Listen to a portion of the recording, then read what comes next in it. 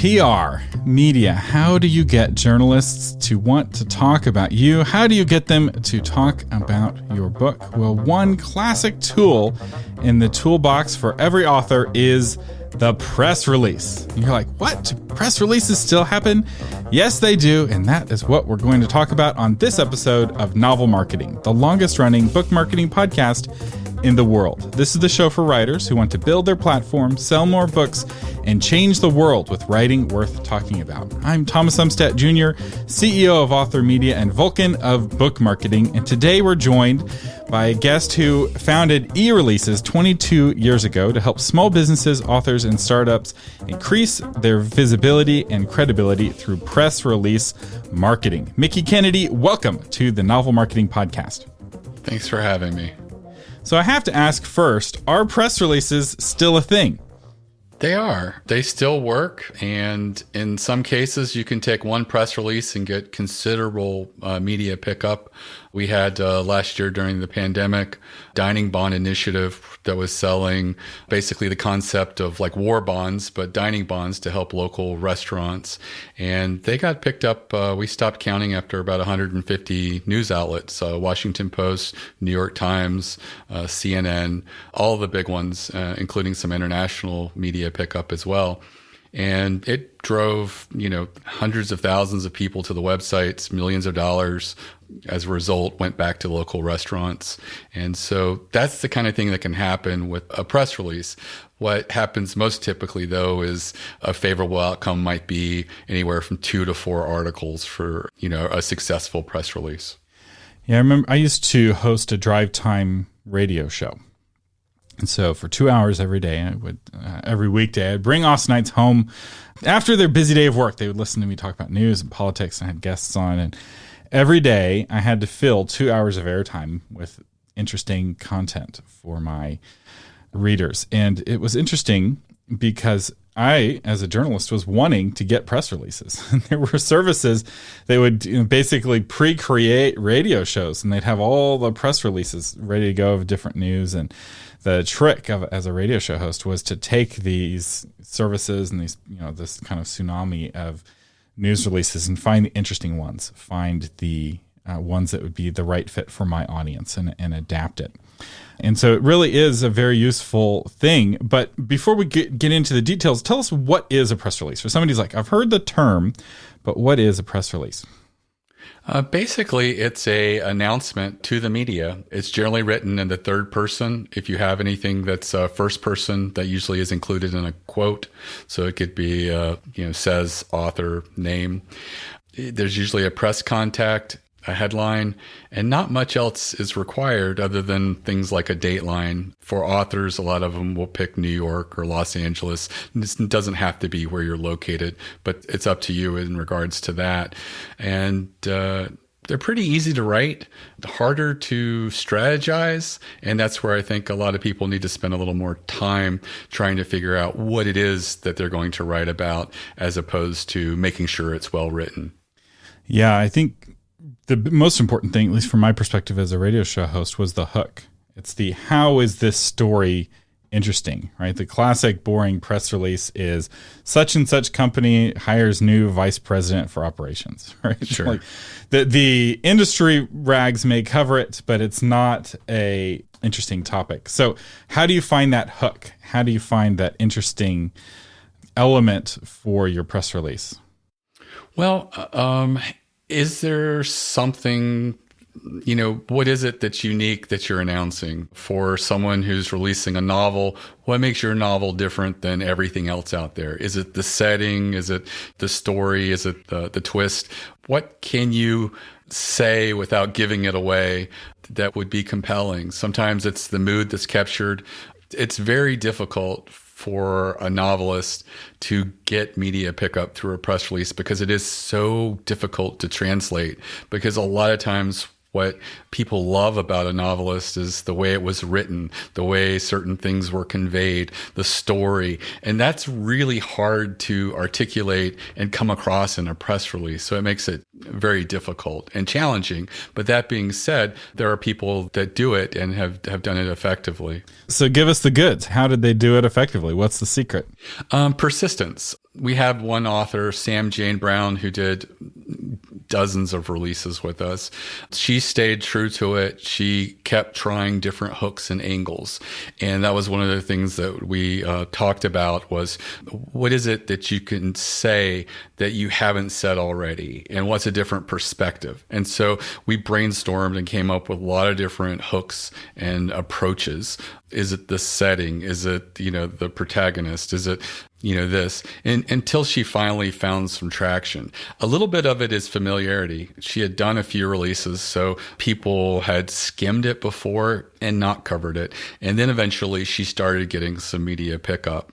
It is one of those things that, being persistent and trying different bait will eventually land you some hooks. The biggest bias that journalists have, and it's an incredible bias, is against boring. And nothing that you do ever feels boring, right? If I'm doing it for me, it feels interesting, but it has to feel interesting to a stranger. And the big question that journalists are always asking is this newsworthy? Is what we're talking about a newsworthy topic?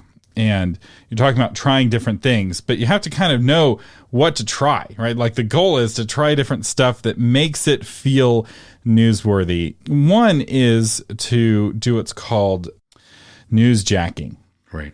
Which is where you take something that's going on in the world and you connect it with your story, or you connect it with your book, and you position yourself as the follow-up story. So news happens really fast. The morning, then let's say there's a terrorist attack, and in the morning they do the opening story about the terrorist attack. More information is coming out. It's all anyone can talk about. But the next day, every single journalist has to do another story about the terrorist attack. But there's no new information, right? The government isn't releasing any information yet. Everything's still under investigation. The police chief is giving these press conferences where he's not saying anything for an hour worth of questions. And the journalists are desperate for experts to come on to continue the story. And that's where suddenly, ta-da, you, the author, can have that next part of the story. Or perhaps something less salacious is going on, less exciting than that. There's just the one story in the news and they need a follow-up story because it's got some heat, but they don't have any more information. They need an expert to bring on. And believe it or not, by being an author, you can position yourself as the expert. And that's when moving quickly with a news release can be really helpful, because they're like, aha, here's an expert. Let's get them on in 5 minutes on the radio or whatever. So what tips do you have for using press releases as a way of newsjacking? I think that the quote is really important, whether it's one or a couple of quotes that you include. That's the area where you can shine and show your writing talents and be original.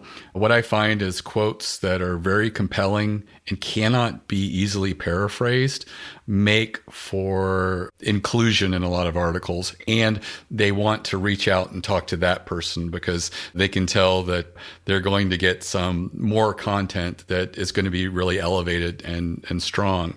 Also, things that you can do with newsjacking is, can you elevate the conversation? Going back to the terrorist attacks, are there things that people can be doing right now to prepare ourselves? Are there things that, based on your research or what you've written about, are you aware of other vulnerabilities that could be out there, or things that the average person could do? So just being prepared with information that is useful to readers or listeners, as well as information that can help put people at ease and prepare them. And to think ahead of time about the kinds of news stories that you could be a good fit for. Because I imagine a bunch of you just heard this example and you're like, I'd never be the guy for a terrorist story. And that's just the first type of news that popped into my head. But almost every book has some kind of news story it could attach itself to. And so Think about the kinds of news stories that happen, because there's only maybe 50 or 100 kinds of news stories. The news is the same stuff every day. It's different faces, but there's a Simon and Garfunkel song where they're playing clips from the news from the 1960s where they make it sound like the world's coming to an end. And nothing is new. There's nothing new under the sun. So that news story that you're waiting for, let's say it's you have a novel and it takes place there's a blizzard happening in the novel. Well, maybe you can wait for a good winter weather event. And, in Texas, we could have used some helpful tips on how to survive a winter weather event. Some people didn't. And some people had a really rough time, right? That's how we greet each other now. It's like, how did you survive the storm? Right? You bundle up or what you did. And so if you know that ahead of time, you can start preparing, where the only bit that you're having to do on the press release is the part that's connecting with the current news event that's going on. And the rest of it, you kind of already worked out what your pitch is. So newsjacking is one technique for making a press release newsworthy. How else can we do it? If we're not trying to hijack what something else is going on, what else can we do? Data and statistics works really well. Is there a tie-in with your book that you could pull numbers that are out there and contextually say something that's interesting? I had a author who had created a novel that was semi-autobiographical about dealing with the concept of comfort women from the Philippines during the war. And there are a lot of statistics and attention going on human trafficking right now and things like that. So there's ways to tie it in and to make it really relevant for people who are very conscious of that right now, and to be told that during war these things happened, and sadly no one or very few people talk about it today. A lot of the contemporary people who went through it, it's just something they live with, and it's not discussed or dealt with. And this novel sort of opens that up. And I think that because of so much light being shown on human trafficking, that there's a real opportunity to start the conversation flowing and to get people to talk about what happened and what they went through. And human trafficking is a really hot topic right now. It is. It's a term that didn't even exist 20 years ago. 20, 30 years ago, they just called it prostitution. And now the whole conversation has changed. And this is why it's important to be familiar with what's going on, right? There are media narratives, and the media each day is kind of harmonizing with the day that came before. And obviously there are trends that change and things come and go, but you can only notice those if you take a step back, right? There was a time when the cameras on phones was the thing the media was really scaring people about. It's like these camera phones, people can take a picture of you anytime. Everyone was spooked about that. And I remember holding out my phone, people looking at me like, oh, is this person going to take a picture of me with their camera phone? And obviously that media narrative has run its course. We're now no longer afraid of camera phones. But it's important to be aware of it. And I love that example because you're taking the nonfiction research that you did for a fiction book and you're using that you're kind of weaponizing it for PR purposes. And it helps vindicate all that time novelists do as research for their stories. And obviously this won't work if you're writing fantasy. But, sometimes you'll see sci-fi novelists get interviewed on scientific topics. So don't rule it out as an option. Now, you have an 8-step process for doing PR for your book. Walk us through that process. Well, I have basically several different mechanisms for coming up with a strategy. And the first one is to sort of own your story, take an audit, an inventory of what you've got, and brainstorm possible obvious types of press releases that you could do. So let's say you wrote a novel about a blizzard. I mean, there's the element of weather. Is there something else in there? Is there a survivalist component as well? Just take an inventory of everything in there. And, what do you feel would be a really strong lead for a press release based on that? The second one is sort of to research, I guess, what genre and setting it is. It's one of those things where sometimes if you write about a particular subject, knowing that industry really well, and then also determining what it is that you bring to that audience that is new and novel, what's different. And that, sometimes it's blind spots, sometimes it's obvious things that just seem very familiar to that audience. But those are things that you need to take a scope about and be aware of. And one thing I'd say too is research some of the top authors in your genre. Do a search for them on news sites and just see how they're getting interviewed. What are they talking about and what angles they're using. You won't necessarily want to copy them exactly because you can't Stephen King better than Stephen King. But if there are other authors who write similar books to you and you see paths that are working for them or places where they're being quoted, those people may be looking for more folks to quote. And my newspaper when I was in college had a rule not to quote Thomas anymore because I had gone through political media training before I went to college. And so I knew exactly how to give good quotes for the journalist students. And so they would call me up for whatever was going on in the news because they had to get at least 3 student quotes. It was the rule for the journalism program. So they finally don't quote Thomas all the time.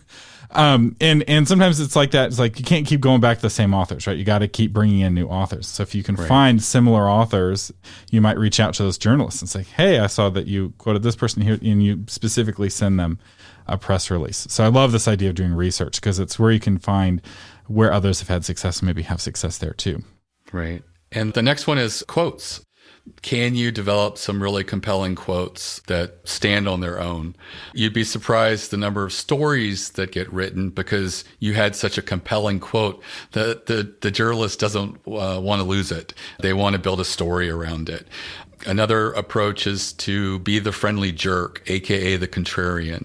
Is there something that you can say that's going against? It's almost like the opposite of newsjacking. Can you say, everybody's saying X, can you say Y? And reason for that and the importance of that is it's so easy for a journalist to find an opinion or a quote from someone who's going with everything.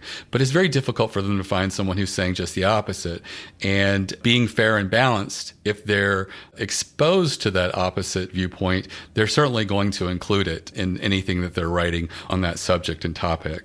Oh, yeah. This is the ultimate newsjacking strategy, I would say, because it makes a story more interesting, right? If you set yourself up as the antagonist, you get all the media that you want. Doesn't work for every brand, but if you have the courage to set yourself up as a contrarian, if it works for your brand and your message in your book, it definitely makes it easier to get media because you're exactly right. And there are ways to go about being a contrarian that are completely level-headed and reasonable. And there are those that where you come across as the crazy uncle. We need more contrarians in this world. People are terrified to buck what society is telling them to do and to think. And it's really unfortunate. And the more people are willing to say the emperor has no clothes, the better. So yes, don't be the crazy uncle, but don't write this off just because you're going to get criticism, because that heat is exactly the sort of thing that makes something newsworthy. That's what gets you quoted after all.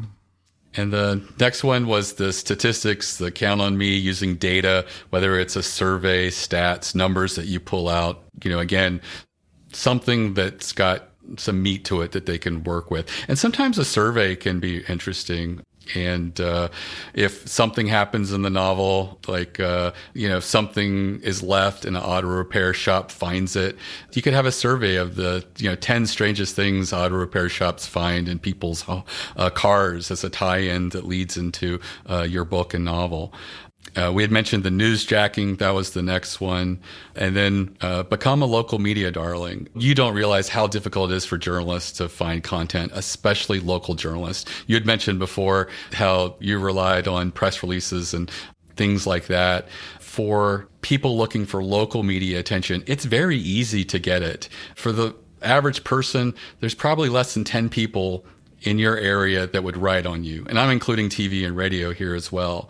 And the thing to know is that for TV shows and radio shows, you're probably going to want to reach the producer or booker. But for the actual newspapers or magazines and things like that, you're going to want to reach the actual writer. It's as easy as calling and asking for the email address, doing a search on Twitter to see if they're there. Journalists seem to love Twitter. Find out where they are. Reach out to them as it seems natural and form a real relationship with them. Even if you don't have something to promote right now, just reaching out to them with something that's hot in your industry or a trend that you're seeing that you feel would help them will be appreciated, and they're much more likely to reciprocate in that relationship later when you are wanting to promote something, even if it's like, a reading tour or something that you're doing, or the, of course, the book itself.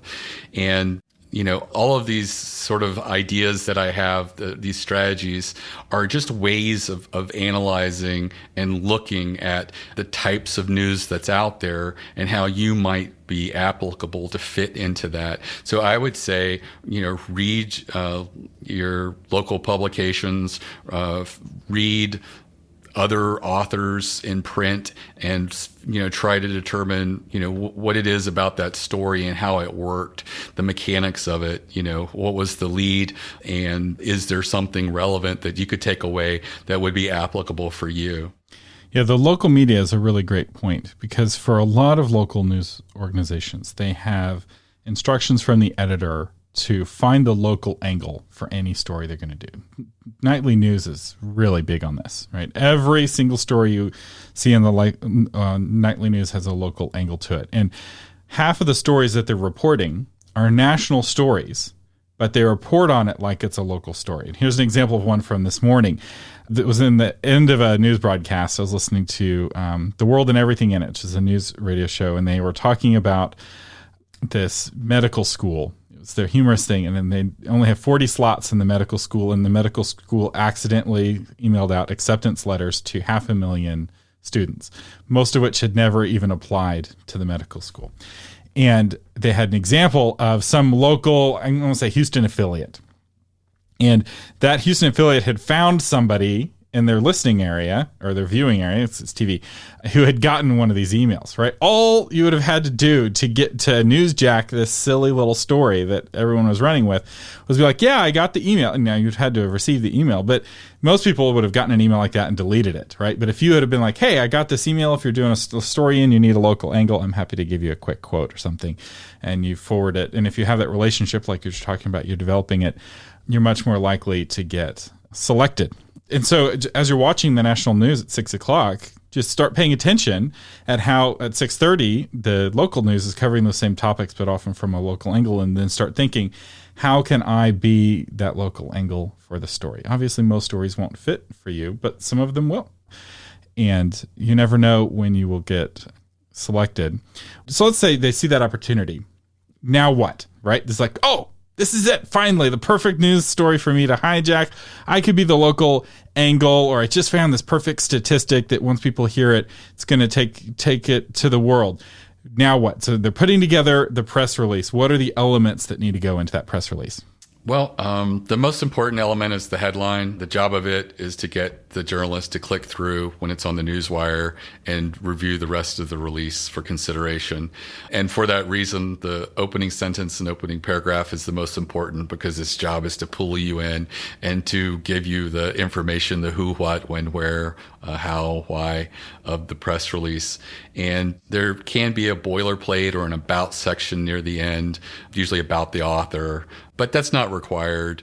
You want to have a media contact so that the media can reach out to you, especially novels and books, because they love to get quotes and to talk and feel things out. Because for a lot of these journalists, they're not going to read your novel, but they may want to know a little bit more about the settings, the characters, things like that, age appropriateness. Is there any colorful language they need to be aware of? Things like that to sort of field it out. So they do love to talk to writers to get that information and determine whether this would be a good, safe thing for them to write about. I love that. And, it's just about it's doing your preparation. It's also about being psychologically ready to jump on it. Because there is I think the biggest shift in thinking is in author world, nothing is in a rush. There's no rush to anything. The deadlines aren't real. Everyone's really laid back, especially for traditionally published authors. You're writing a book, it's not going to come out for 2 years. That is not how life is like for journalists. For journalists, they need your cell phone number because when they go to print and they need a quote in the next 30 minutes. And if they don't get it, your quote's not there, right? They need to get in touch with you. That contact information is no joke. It's not a mailing address for them to mail you a thank you note. It's a phone number or an email address for them to get an immediate response. And there's a real urgency to it and moving really quickly. Speaking about getting press releases out to the world, that's something that your company does. Tell us a little bit about how you help authors get their press releases out to journalists. Right. So I started 25 years ago. I was in grad school for creative writing with a emphasis in poetry, an MFA program. And I just assumed I was going to be a waiter, a server, the rest of my life. And I did that for one summer. I realized that didn't work, so I started an office job. And one of the things I had to do was program the fax machine and hit send when we had a press release. And so it held 100 numbers. We had 180 journalists to reach. So I would program it with 100 numbers, hit send. It would take all day to send that. And the next day, I'd delete it and add the 80 or 90 numbers and hit send again. Ah, the olden days. Yes. And so we started to get journalists who would call us and say, could you just email me that as a Word document? We publish a lot of telecom traffic statistics. So they wanted to cut and paste the numbers. And a light bulb went off and I said, emailing releases seems very natural and journalists seem to like it.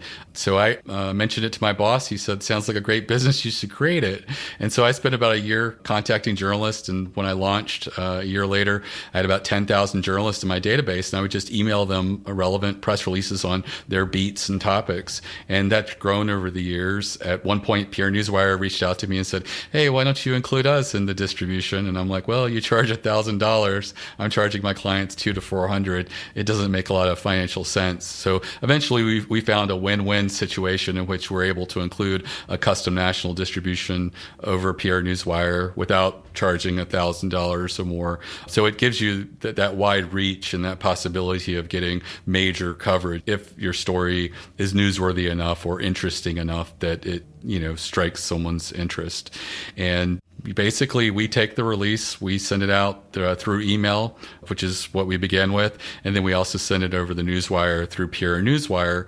And it's a great opportunity for small businesses to basically have the same lottery ticket that the large companies do. In fact, I think that journalists like to cover small, hidden little gems rather than the big companies. So it's a way in which you can get major media attention and prominence, as opposed to a lot of people feeling it's only for the rich and those that are extremely newsworthy. And you're like, why do I have to pay for a service like this? Like, well, part of it is paying adds to the filter, because a lot of journalists get kind of carpet bombed with press releases that are not relevant. So a service like ereleases.com, you don't send every press release to every journalist, or at least I hope you don't. You filter. Yeah. So you have like, oh, this is the tech beat. This is the human interest beat, or whatever. You have your different categories. And then when you send your press release, you're not carpet bombing everyone, you're carpet bombing a specific list. And the fact that you had to pay means that they're not getting a ton of emails from you every day. They're only getting a handful. And, depending on the group, and maybe more some days and less others. And that's where the value is, because a lot of people are like, oh, press releases don't work. And it's like, well, yeah, if you're just going to spam box, they don't work. There's something to be said about getting to the traditional media. And a service like this is how you get your press release in front of the journalist, but it doesn't do you any good if you don't have a good press release. Right. So now, is that something that if somebody has a press release and it's kind of weak, but they're like, I know there's something here, is that something that you help people with? We are. When you call or chat with our office, you only speak to editors, and we will look at your release, review it, give you ideas. We do ask for 24 hours to get back to you, because sometimes we can be really busy in the middle of things, but often we can get back to you same day, but 24 hours at the latest. And we can give you some tips and suggestions to make the release stronger. Sometimes we might feel that what you lead with in the third paragraph is a lot stronger than what you lead with in the headline and the opening paragraph. Burying the lead, people still do that. People still do that. I think that authors are very close to what they're writing about, and sometimes they take for granted what might be compelling to the average person. So I always say, talk to different people, ask them what they feel is the most important aspect of your work, your story, what you've created, and each one of those could be an approach that you should lead with. I audited Journalism 101 in my college because I knew how valuable of a skill it was going to be, but I didn't want to pay for it because I didn't need the credit. So I sat in on the class. I got to be friends with the journalism professor who is excellent. And there was this classic example. She gave us this press release, this fake press release about a faculty symposium, and we were supposed to write up this press release about the faculty symposium. All faculty were going to it to be trained on something on Friday, blah, blah, blah. And we're all writing essays. And she's like, did any of you figure out what this is about, what the headline was? And some of us were talking about this. And it's like, the headline is there's no class on Friday. And it's totally buried in all of the nonsense about the faculty symposium. If all the faculty are at an all-day event on Friday, then that means they can't teach class, which means there's no class. And so often the lead gets buried, and journalists are trained not to bury the lead, and it's really hard not to do that. And it's really easy in press releases to bury the lead. It's kind of the showing, not telling kind of classic mistake that is made with press releases. So I'm glad that you helped with that. And for the right book, this sort of thing can be a good investment. Now, before we go, because we're almost out of time, I want to talk a little bit about press releases as opposed to news releases and whether or not to embargo something to be just for the media and to have it only hit at a certain time as opposed to releasing it on your blog as well. Because I will say, as a journalist, back when I did radio, I got press releases through email, just like with what you're doing. I don't know if I got yours or not. But I also spent a lot of time in my RSS reader. Frankly, I spent more time in my RSS reader. It's like email, that's so 2010. Great. RSS is where it's at now. And I would follow relevant blogs related to the various topics I covered on the show, looking for blog posts on the topic. And it's common now for press releases. The term is news release that I've heard, and where it's a blog post as well.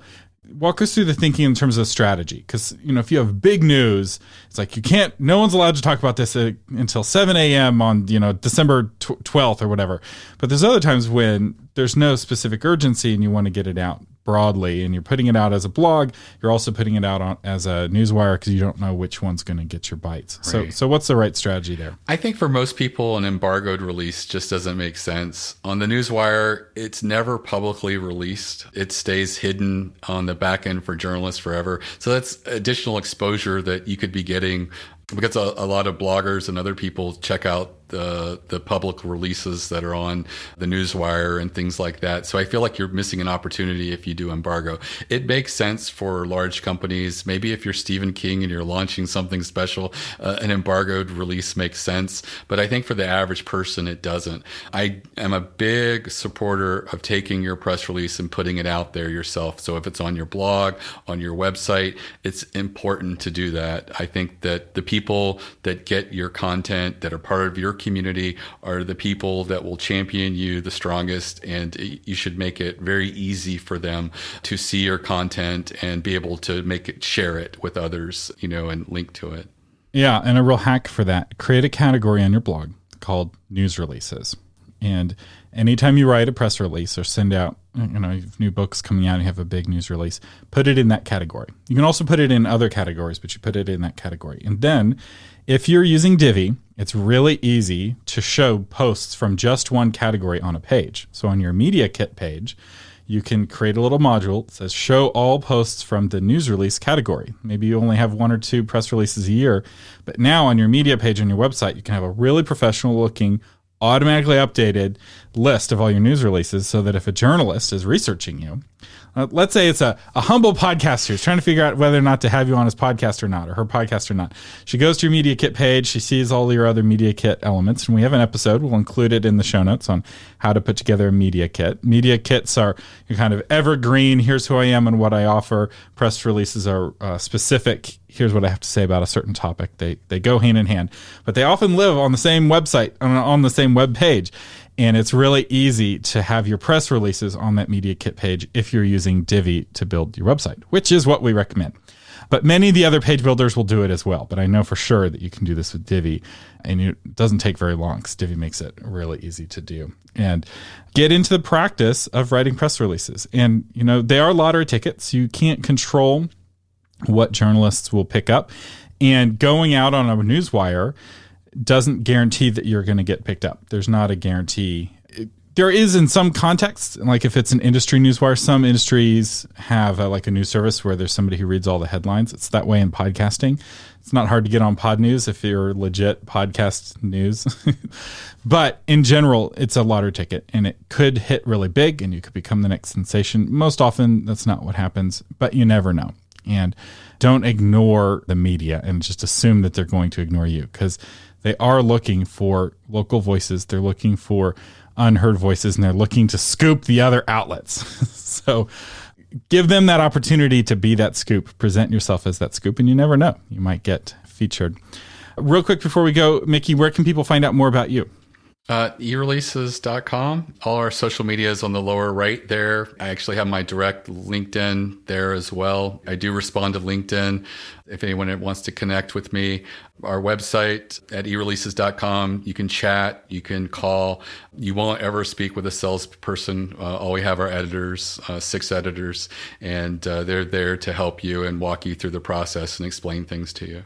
All right. And any final tips or encouragement? Anything we should have talked about?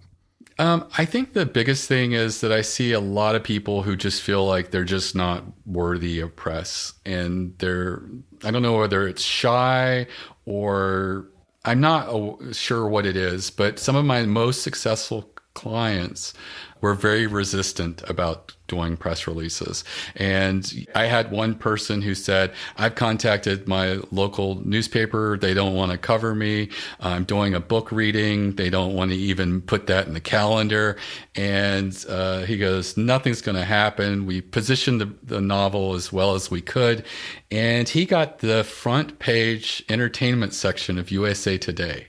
And wow. The first thing I told him to do after that happened is scan that, send it to that newspaper and say, I'd like you to rethink that article about me. And guess what? They did. And the sad thing of it was he only sold a few hundred copies of his book from USA Today. He was really hoping that would be tens of thousands of copies of the book. But, that's a major coup.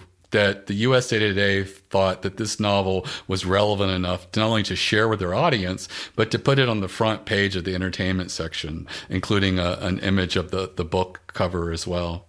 And that's a great credibility builder, because you can now put that on your media page. If you go to thomasumstattd.com, it's got logos of all the different media outlets that have, not all of them, I need to update it, but it has a lot of them that have interviewed me about various topics, various times, because while journalists are looking to scoop each other, they are also looking for people who are media friendly and mediagenic. And they are put at ease to know that somebody else has interviewed you. And the normal way to do it is you trade up the chain. You start with kind of small blogs, and you go to big blogs, and then you get into radio, TV, and you work your way up from, cable TV to main TV. But it can go the other way too, right? If you get on the front page of the USA Today, you can trade down the chain and bludgeon editors over the head to get you back on. And I totally believe that works. So Mickey Kennedy, thank you so much for joining us today on the Novel Marketing Podcast. Thanks for having me. Real quick, before we go, I just wanted to insert a short apology here for how late this episode was. My family got sick. I got sick. In fact, I was so fatigued for about a week and a half. All I could do was get out of bed, do the office hours for the book launch blueprint, and then go back to bed. I had a sore throat. I had a cough. And many of the other symptoms of COVID, and as did my family. So we didn't test positive for COVID. It was a self-administered test, and I'm pretty sure I did it wrong. I didn't scrape the edge of my brain like apparently you're supposed to. So maybe that's what we had, maybe not. I hope it's what we had, because I'd love to think that we've passed through the fire, so to speak. But regardless, I just was not making episodes for 2 weeks, and I apologize. We are doing better now. I'm not quite sure which is worse, being sick with sick children or being sick with well children who are bouncing off the walls when all you want to do is sleep. But my wife and I took turns figuring out who was the sicker one, and then the weller or better feeling one took care of the children. But regardless, I do want to thank our featured patron today. It's John Schruger, author of The Exorcism of Frosty the Snowman. In the frozen north, children link hands in a ritual circle to sing a song they never learned, to summon a primordial enemy they never knew existed. Frosty is just a fairy tale, they say. They were wrong. And thank you to John for being a patron of the podcast. It is your support that keeps this show coming every week, or almost every week. Sorry, I missed 2 in a row. It's been a while since I've missed 2 in a row without notice. But if you'd like to become a patron and help support the show, you can do that at authormedia.com or at patreon.com. And our featured course today is the free 7 Secrets of Amazing Author Websites. This is based off of material I've been teaching authors for over a decade. Now, the first part of the course is how to build a website yourself, even if you're not a techie person, step by step on how to build a website. But if you don't want to build a website yourself, the second part of the course is still helpful. It's all about how to have your website be more effective, more useful, and more beneficial to your readers. The kind of website readers don't just want to visit, but want to return to and tell their friends about. If you have that kind of website, it makes it a lot easier to sell a lot of books. You can get this course for free at authormedia.com. You've been listening to Mickey Kennedy and Thomas Umstattd Jr. on the Novel Marketing Podcast. This episode's audio was edited by William Umstattd, and the blog post is by Shauna Letellier. To find the blog version of this episode or to get new episodes delivered to your phone automatically, visit authormedia.com. Thank you for listening, and live long and prosper.